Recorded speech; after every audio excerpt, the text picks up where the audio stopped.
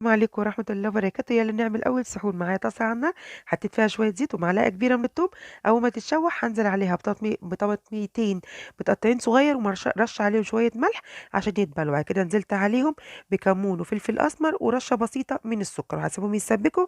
وأحضر بقى في الطاسة التانية قطعة من الزبدة ومعلقة من الزيت، وهنزل عليهم بالبسطرمة هديها تشويحة كده زي ما انتم شايفين، وبعد كده هنزل عليها بالبيض.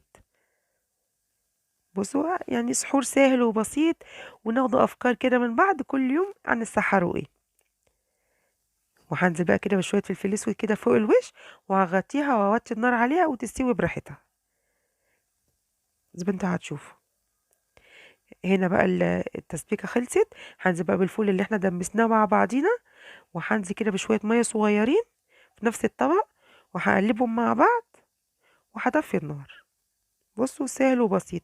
ومحضّرة بقى جبنة قريش، حاطة عليها شوية من الشطة وشوية من البقدونس ومعلقتين كبار من الزيت، هاقلّبهم كده.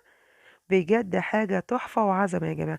معايا بقى جبنة تركي، ومعايا جبنة بيضا، ومعايا خيار وطماطم، وعاملة طبعًا البيض بالبسطرمة زي ما أنتم شايفين كده، والفول بتاعنا والجبنة مثلث. بجد حاجة تحفة، وكل سنة وأنتم طيبين، ويا رب الوصفة تعجبكم.